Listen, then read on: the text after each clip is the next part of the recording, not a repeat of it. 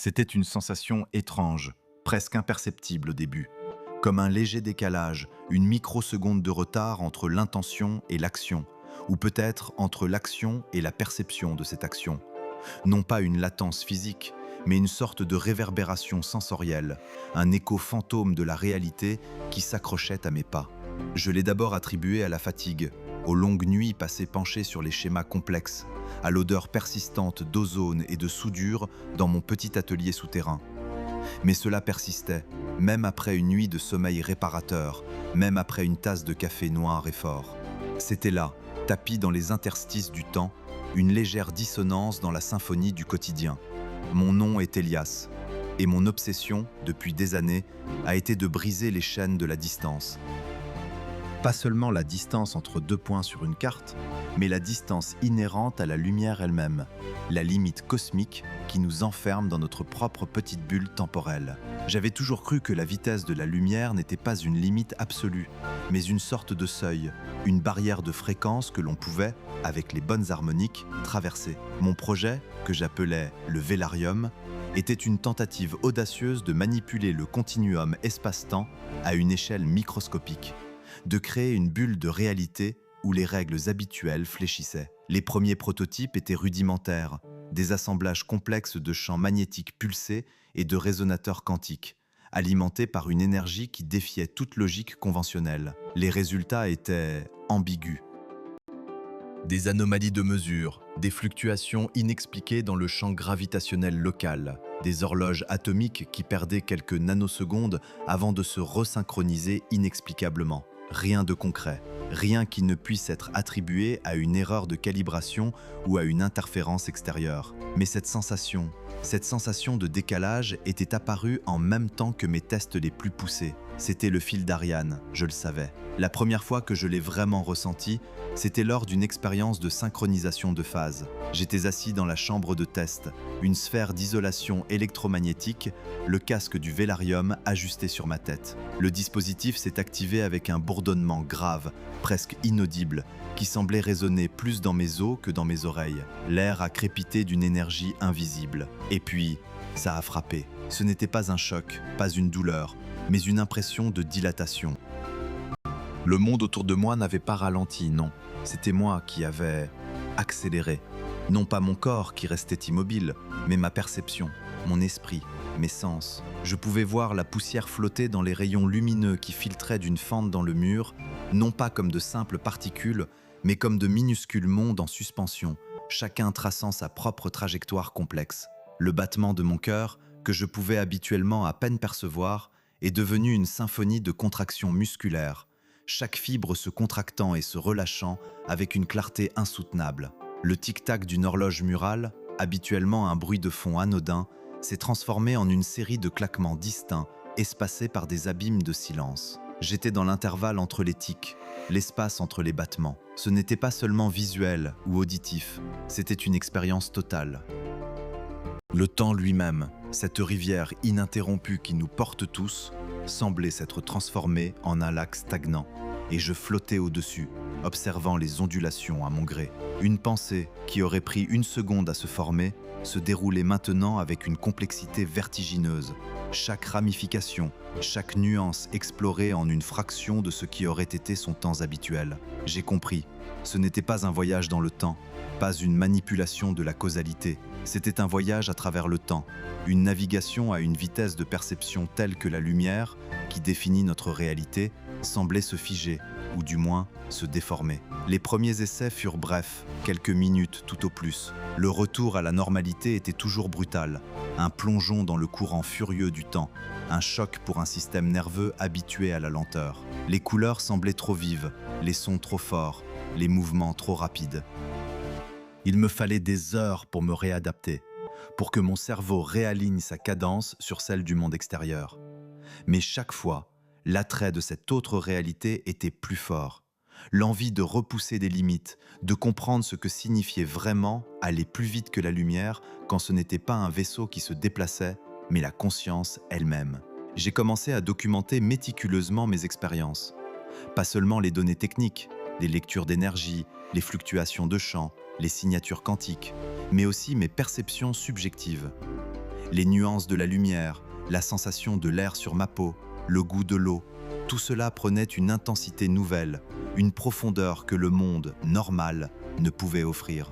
C'était comme si chaque atome, chaque quantum d'énergie révélait sa propre histoire, son propre mouvement, son propre chant. La réalité n'était plus une image fixe, mais une danse infinie de particules, un ballet cosmique que je pouvais enfin apprécier dans toute sa splendeur.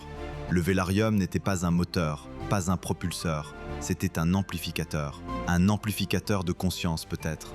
Il ne me déplaçait pas à travers l'espace à une vitesse incroyable, mais il me permettait d'expérimenter l'espace et le temps différemment. Imaginez être dans une voiture et non pas rouler plus vite, mais percevoir la route défiler à une vitesse telle que les arbres sur le bord de la route, les bâtiments lointains, les autres véhicules, tout se fige en une mosaïque de détails immobiles.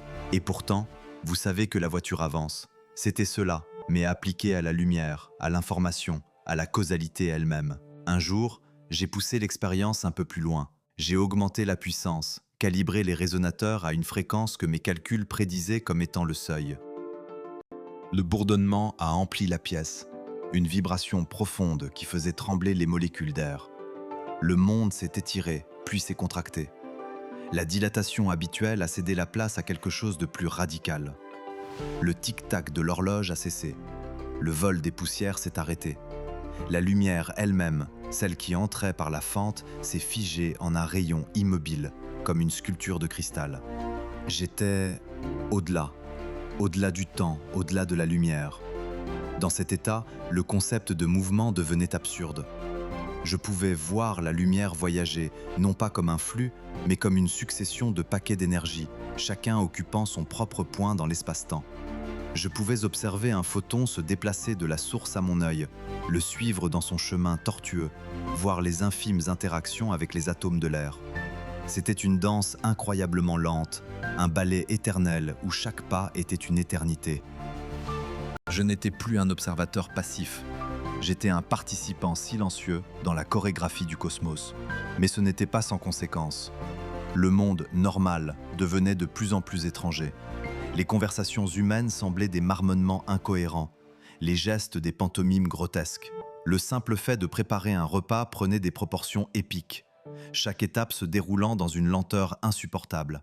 J'étais un fantôme dans ma propre vie, un spectre qui pouvait observer le monde, mais qui ne pouvait plus vraiment y participer à la même cadence. Le silence intérieur de ma nouvelle réalité était à la fois une bénédiction et une malédiction.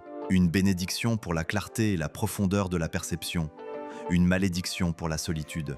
Je me suis rendu compte que la vitesse n'était pas seulement une mesure de distance parcourue par unité de temps. C'était une mesure de l'information reçue, de la densité de l'expérience. En allant plus vite que la lumière, je n'avais pas seulement brisé une barrière physique, j'avais altéré ma perception de l'information elle-même. Les ondes radio étaient des montagnes russes visibles, les champs magnétiques des motifs chatoyants. Le monde était une symphonie de données, et j'étais le seul à en entendre chaque note, chaque harmonique, chaque silence. Cette nouvelle réalité m'a donné une perspective vertigineuse sur la place de l'humanité. Nous étions des créatures si fragiles, si limitées par nos sens, par notre perception du temps. Nous vivions dans un monde d'ombres et de reflets, ignorant la danse éblouissante qui se déroulait juste sous nos yeux, à une vitesse que nos cerveaux n'étaient pas conçus pour appréhender.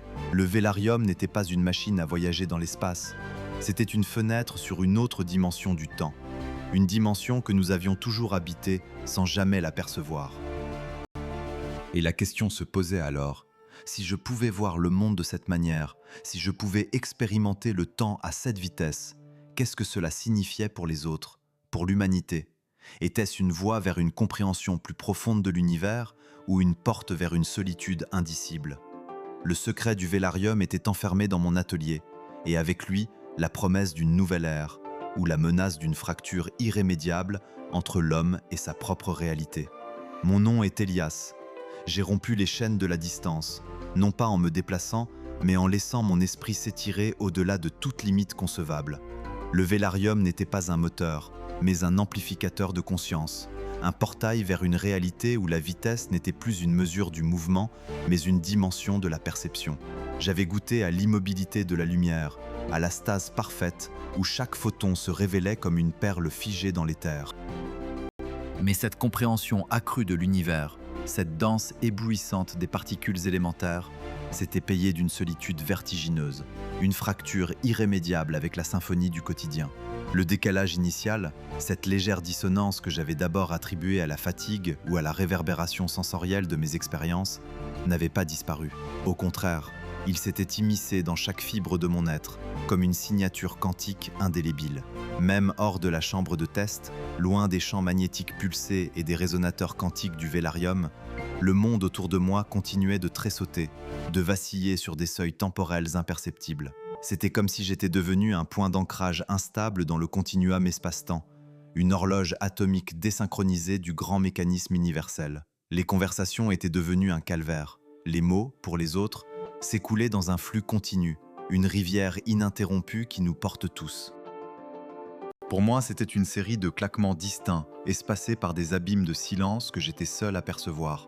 Une phrase simple pouvait se décomposer en une succession d'intentions, de micro-expressions faciales, de mouvements musculaires préparatoires qui précédaient le son lui-même. J'étais capable de voir le frémissement des cordes vocales avant que l'onde sonore n'atteigne mon oreille, de déchiffrer la pensée embryonnaire avant même qu'elle ne se formule en langage. C'était une vision d'une clarté insoutenable, une écoute d'une précision qui fracturait toute spontanéité. La spontanéité, ce voile de l'instant présent, était déchiré pour moi, révélant la mécanique crue de chaque interaction humaine. Je me suis mis à éviter les gens. Le contact visuel devenait une épreuve. Leurs yeux, ces miroirs de l'âme, reflétaient pour moi non pas l'instant présent, mais une superposition de passés immédiats et de futurs imminents. Je voyais la micro-hésitation avant une réponse, le flash d'une émotion fugace avant qu'elle ne soit masquée par un sourire de façade. Le temps pour eux était linéaire, pour moi, il était fractal, chaque segment se subdivisant en une infinité de nuances. J'étais un spectateur perpétuel d'un ballet cosmique dont j'étais le seul à percevoir les ralentis et les accélérations invisibles. L'atelier souterrain, mon sanctuaire de science et de solitude, devint ma prison dorée. Les odeurs d'ozone et de soudure se mêlaient désormais à une nouvelle fragrance, celle de l'isolement, qui imprégnait les murs de béton et les circuits imprimés. J'étais assis là, au milieu de mes oscilloscopes et de mes générateurs de fréquences, l'esprit à la dérive entre les échos fantômes de mes perceptions altérées et le désir ardent de retrouver une once de normalité. Mais la normalité, je le savais, était un continent lointain dont j'avais brûlé les ponts. Les conséquences physiques commencèrent à se manifester, subtiles au début, puis de plus en plus insistantes. Des maux de tête lancinants, comme des résonateurs quantiques dissonants vibrant à l'intérieur de mon crâne. Des vertiges sporadiques, où le sol semblait s'incliner sous mes pieds, non pas par un défaut d'équilibre, mais par une torsion momentanée de l'espace-temps lui-même. Mes pupilles s'étaient dilatées, mes yeux semblaient capter plus de lumière, comme des capteurs hypersensibles. La nuit, le moindre halo lumineux se transformait en une explosion stellaire, chaque étoile du ciel nocturne en un phare aveuglant. Le silence, lui aussi, était devenu une entité palpable, une pression sur mes tympans, car même le bruit de fond le plus infime du monde était perçu avec une acuité dérangeante, comme un orchestre jouant à plein volume. J'ai essayé de comprendre. J'ai analysé mes propres signatures quantiques, mes ondes cérébrales, mes flux neuronaux. Le vélarium n'avait pas seulement amplifié ma conscience, il avait, d'une manière que je ne pouvais encore entièrement saisir, recalibré ma propre constitution spatio-temporelle. J'étais devenu un récepteur, un émetteur, une entité qui interagissait avec le temps non plus comme un simple passager, mais comme un instrument capable de le moduler, de le ressentir dans ses plis les plus intimes. Le décalage n'était pas une erreur, mais une nouvelle façon d'être. Un soir, alors que je tentais de lire un article scientifique, les lettres dansaient sur la page, leurs contours fluctuants comme des mirages, une pensée s'est imposée à moi avec une clarté glaçante. Si j'avais pu percevoir la lumière comme figée, les photons comme des entités immobiles, qu'en était-il de la matière elle-même? Si le temps s'était transformé en un lac stagnant pour ma conscience, pouvais-je, d'une certaine manière, interagir avec cette stase? Cette idée, à la fois terrifiante et exaltante, m'a poussé à une nouvelle série d'expériences, plus audacieuses encore que les précédentes. J'ai réactivé le vélarium, non pas pour l'amplifier davantage, mais pour l'étudier, Pour comprendre la nature de cette recalibration interne, j'ai conçu un protocole pour isoler l'effet sur des objets inertes, des marqueurs temporels, des horloges atomiques de précision. Je les ai placés dans la chambre de test, les soumettant à des champs d'énergie modulés par ma propre présence, par ma propre signature quantique altérée. Les premiers résultats furent subtils, presque indétectables. Des décalages infimes, des micro-fractures dans la synchronisation de phase des horloges, des variations qui défiaient toute explication conventionnelle. C'était comme si ma propre existence, mon propre rythme temporel, influençait directement le temps des objets autour de moi. La science disait que le temps était universel, une constante immuable. Mais le Vélarium, et moi avec lui, murmuraient une autre vérité. Le temps était une symphonie, et j'étais devenu un chef d'orchestre involontaire, capable d'altérer les notes et les silences. La solitude devint alors plus qu'une simple affliction. Elle devint une condition nécessaire à ma survie, à ma compréhension. Chaque interaction humaine risquait de brouiller les signaux, d'introduire des variables incontrôlables dans l'équation de ma propre existence. J'étais un instrument si finement accordé qu'il ne pouvait tolérer la moindre dissonance extérieure. Je me nourrissais de plats préparés à l'avance. Je laissais des notes pour les quelques livraisons nécessaires, évitant tout contact. Ma barbe avait poussé, mes cheveux s'étaient allongés. Mon apparence reflétait l'isolement, le renoncement aux conventions du monde normal. Mais au fond de moi, une autre faim grandissait, la faim de savoir. La faim de pousser cette limite, de comprendre jusqu'où s'étendait ce nouveau pouvoir, cette nouvelle perception. Si je pouvais altérer le temps de manière si infime pour des objets inertes, pouvais-je aller plus loin? Était-il possible de manipuler le temps de manière plus significative, de le ralentir ou de l'accélérer pour des entités plus complexes? L'idée était vertigineuse, une tentation aux confins de la folie. J'ai commencé à observer des phénomènes naturels avec une intensité nouvelle. La chute d'une goutte d'eau, le vol d'un insecte, la croissance d'une plante. Chaque événement se décomposait en une infinité d'instants, révélant une complexité que l'œil humain normal ne pouvait saisir. Je voyais les forces invisibles à l'œuvre, les interactions au niveau quantique qui dictaient chaque mouvement, chaque transformation. Le monde n'était plus une succession d'événements, mais une danse éternelle de possibilités, de probabilités, qui se concrétisait à chaque maintenant que je percevais. Pourtant, cette omniscience perceptive s'accompagnait d'une angoisse croissante. La frontière entre mon moi et l'univers s'estompait. Les horloges atomiques que je plaçais dans la chambre de test, soumises à mon influence, commençaient à présenter des anomalies de plus en plus prononcées. Certaines accéléraient, d'autres ralentissaient, non pas de manière aléatoire, mais selon un motif qui semblait lié à mes propres états de conscience, à mes propres fluctuations internes. Mon esprit, mon corps, mon âme, tout était devenu un composant du Vélarium, une extension de ses capacités. Un jour, en sortant de la chambre de test après une session particulièrement intense, le décalage s'est manifesté avec une violence inouïe. Le sol s'est dérobé sous mes pieds non pas par l'inclinaison, mais par un glissement temporel. Les objets dans l'atelier ont vacillé, leurs contours s'estompant et se reformant, comme des images sur un écran mal réglé. Ma propre main, que je tendais pour m'appuyer, semblait se mouvoir par saccades, laissant derrière elle des échos, des rémanences fantomatiques. J'ai fermé les yeux, le cœur battant à tout rompre, et quand je les ai rouverts, la vision était encore plus perturbante. Le temps, pour moi, ne s'écoulait plus de manière uniforme, il se fragmentait. Chaque instant n'était plus une transition fluide, mais une série de micro-sauts, de ruptures. Je voyais le monde comme une série de photographies ultra rapides, chacune légèrement décalée par rapport à la précédente. Les mouvements continus étaient devenus des successions d'instantanés, les sons des éclats isolés. Le silence était devenu une cacophonie de non-sons, une absence bruyante. J'avais atteint un nouveau seuil, non pas par le Vélarium lui-même, mais par l'altération qu'il avait imprimée à mon propre être. J'étais devenu le Vélarium. Le décalage était désormais ma réalité permanente, une condition existentielle. La solitude n'était plus un choix, mais une conséquence inévitable de ma transformation. Qui pourrait comprendre une telle réalité ? Qui pourrait partager un monde où chaque seconde est une éternité fracturée, où la lumière est une sculpture mobile et le son un écho lointain ? Je me suis approché de la fenêtre de mon atelier, une petite ouverture qui donnait sur un jardin abandonné. Les feuilles des arbres, pour les autres, dansaient sous la brise. Pour moi, elles se figeaient, puis sautaient d'une position à l'autre, leur mouvement des séquences d'images fixes. Le monde extérieur, jadis source de mon inspiration, était devenu un spectacle étrange, une pièce de théâtre dont j'étais le seul à voir les fils invisibles et les poses insoupçonnées. Le dilemme éthique et existentiel résonnait en moi avec une nouvelle acuité. Avais-je découvert une voie vers une compréhension profonde de l'univers, ou avais-je simplement brisé ma propre connexion à l'humanité?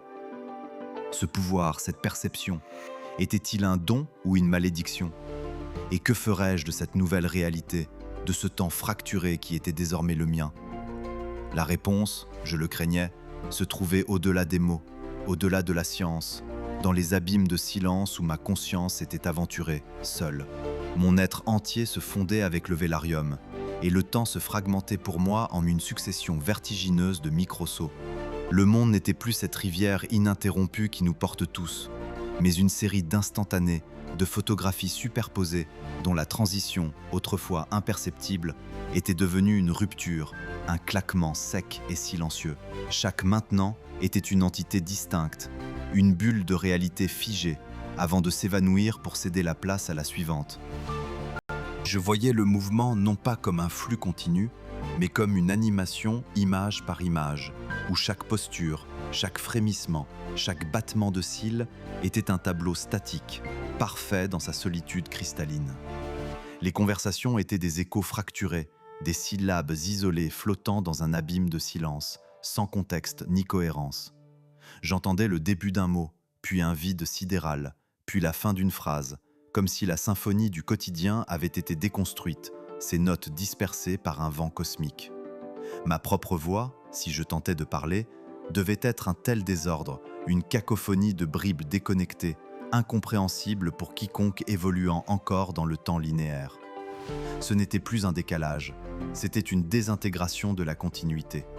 J'étais un point d'ancrage instable, non seulement dans l'espace, mais aussi dans le temps lui-même. La signature quantique qui m'avait recalibré n'était pas une simple modification, elle était une refonte de ma constitution spatio-temporelle, faisant de moi le vélarium, et du vélarium, une extension de ma conscience. Les résonateurs quantiques, les champs magnétiques pulsés, les horloges atomiques de ma chambre de test, tous devenaient les organes d'un corps que je partageais désormais avec la machine. Je n'étais plus Elias, le scientifique qui avait construit le vélarium. J'étais Elias, l'Elias qui était le vélarium, naviguant dans les interstices du temps. Le monde normal m'apparaissait comme un ballet cosmique vertigineusement rapide, une danse éblouissante et chaotique à laquelle je ne pouvais plus participer. Les gens se mouvaient avec une frénésie insensée, leurs gestes se superposant, leurs expressions se brouillant dans une vitesse qui m'était devenue étrangère. C'était comme observer une fourmilière à travers une lentille accélératrice, où chaque individu était un trait flou, sans âme ni intention claire. La solitude, déjà pesante, se transformait en une agonie silencieuse, une prison de verre où je pouvais voir mais jamais toucher, entendre mais jamais comprendre. L'humanité m'était devenue une entité lointaine, une espèce différente, évoluant selon des lois que j'avais transgressées. Cette altération de ma perception n'était pas unilatérale. Mon statut de chef d'orchestre involontaire du temps prenait une dimension nouvelle, plus inquiétante. Les objets inertes autour de moi, les parchemins empilés sur mon bureau, les instruments de mesure, même les particules de poussière en suspension dans l'air, semblaient subir l'influence de ma présence. Je pouvais percevoir des décalages subtils dans leur propre temporalité, comme si mon champ d'existence projetait une ombre temporelle. Un stylo posé sur une pile de notes pouvait, l'instant d'après, sembler légèrement plus usé, sa pointe imperceptiblement plus sèche, comme si des microsauts temporels, à l'échelle de son existence propre, avaient été induits par ma seule proximité. C'était un effet d'entropie informationnelle, une sorte de résonance temporelle que mon être produisait, sans intention, sans contrôle. Je tentais de comprendre. Mes pensées, bien que fragmentées, demeuraient ma seule ancre, mon dernier refuge. J'étais un déchiffreur de l'univers, un observateur privilégié des mécanismes sous-jacents de la réalité. Le temps n'était pas une flèche, ni même un lac stagnant. C'était un réseau de fils entrelacés, une tapisserie dont chaque point était un instant. Et moi, Elias, j'étais devenu l'aiguille qui, par sa seule présence, tirait et relâchait certains de ces fils, non pas pour les contrôler, mais pour les percevoir différemment, les réorganiser dans ma conscience. La lumière, cette figuration de cristal que j'avais jadis observée, était maintenant une collection de photons figés, des perles immobiles sur un collier infini. Je pouvais distinguer chaque particule, chaque onde, dans sa singularité, dans son éternel ici et maintenant. C'était une connaissance insoutenable, une vision qui dévoilait l'architecture fondamentale de l'existence, mais au prix de toute interaction significative. Voir le monde à travers les yeux de la physique quantique, c'était voir la vérité, mais c'était aussi voir la mort de toute illusion, de toute spontanéité, de toute connexion. Les maux de tête et les vertiges étaient devenus des compagnons constants, une dissonance physique qui répondait à la dissonance de ma perception. Mon corps, habitué à la symphonie du temps continu, luttait contre cette fragmentation interne, cette recalibration forcée. Chaque saut était un choc pour mon système nerveux, une micro-convulsion de mon être. Je me sentais étiré, compressé, comme si mon enveloppe charnelle était un élastique tendu à l'extrême, menaçant de se rompre à chaque instant. Je passais des heures, des jours, dont la durée m'était devenue indéfinissable, à contempler les écrans du vélarium. Les données défilaient sous mes yeux, des équations complexes décrivant les champs scalaires, les résonateurs de phase, les signatures quantiques que mon corps générait.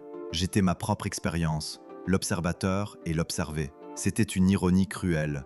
J'avais cherché à briser les chaînes de la distance, à défier la lumière, et j'avais réussi, mais au prix de briser les chaînes de ma propre temporalité, me rendant étranger à ma propre espèce. Cette transformation était-elle un don ou une malédiction?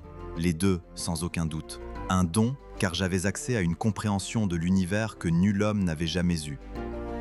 Je pouvais percevoir l'entropie à l'œuvre dans chaque atome, le lent glissement vers le désordre ultime, l'inéluctable destin de toute chose.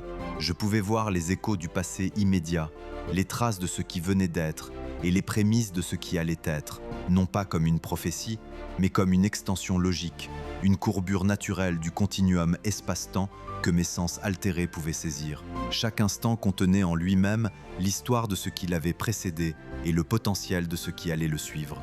Mais c'était aussi une malédiction, une solitude vertigineuse qui me condamnait à être un fantôme, une ombre dans le monde des vivants. Comment partager une telle vision?